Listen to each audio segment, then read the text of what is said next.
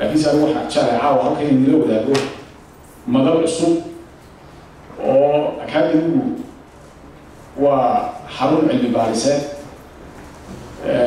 حرمتها علم البارسات ما أنت بدل علم البارسوين يو أو ريسيرش أساسا ليبان سيدينا لكن سي واحد مهم نقطي أو لقف سنوائي أو ضلك يضلك مهم واه إلا هرو مدل لغو فرنقيو سي علميسان لغو فرنقيو كل با حولها أي مسلمين ومهم يلوي وحنو بحني وعاوة هالكان عن كبير واقعية مدشن ولغو مقعدرني راس فور وينوبنا هيو dadka in boo isku koox in baa wax baratay in baa dhaqan in baa shuruucda iyo diinta inoo haysa in baa siyaasadda ku jirta laakiin se intaasi aad bay isku xidhay oo dadka wadaadadu isku xidhay xisbiyo badan baa kala haadaan kuwa siyaasiyiintu isku xidhay inuu aaraadooda haba kala duwanaato laakiin se dadka aynu ku tilmaannay inay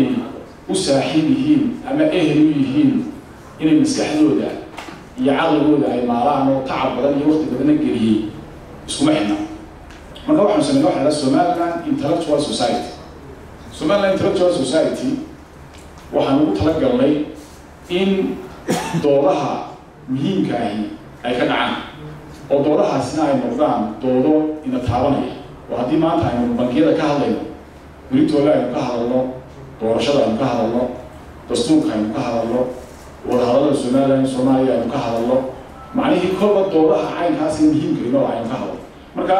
سوماليا Intellectual Society واسم معناه وسومالي بكذا كلمة راس كمان صدق راسه تبقى عربي قيمة عربي هي لكن السومالي راس وأنت ملوي الدكتور اسمه راسه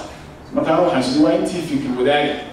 هنا إمارة المضاحم أيكون فرنقيسو كل بعض ما هتاجر إسلام كان عندك فايدة إن ضد هكذا الدول إن إنه هيلو مدل لسكو ما كرنا يساعد لسكو challenge كرين كرو ولا بدوري كرو أو أراد يأفكار تريد وحيسة أي ما تري أي كيف يسمى كرنه مكان نلسو دوية إنكم حسن ونلتا هي سيدا مرتشرف تيجه الرئيس بايت معمن هذه أدبا دكتور محمد يو أكاديمية دبان وهم بلينا يعني إن هول نوعنا بالعبان waxaan inuu rajaynaynaa haddii la yidhaaho in annaga xagga dambe naga waaymaysan idinku hadaalina waayo doodaha uma inaan baran waxaa laga yaabaa habeen iyo laba marka la doodo in marka habeenka saddexaad la kala daato la caajiso marka la isu yimaadee la doodo unbaa dee xalna soo baxaa aaraada la kala duwan yahay marka qof waliba si xora oo maqasho ku jira inuu sheego ayaa natiijinaynu gaari karnaa horumarkana necessary bay u tahay in dood furan la helo marka taan ku ambaleynayaa waxaanu ka ballan qaadaynaa arrinta raas baan soo dhaweynayaa marka horeysa arrin wanaagsan weeye waanan kugu raacsanahay arrintaas inaan si aanba qaadno ay noqoto meel lagu doodo oo murtida la isku wadaarsado dhaqaalaha waddankeena lagaga hadlo iyada oo neutral la yahay lagaga hadlo waa soo dhaweynaya arrin wanaagsan weeyaan Dr. Maxamed Faarax agaasimaha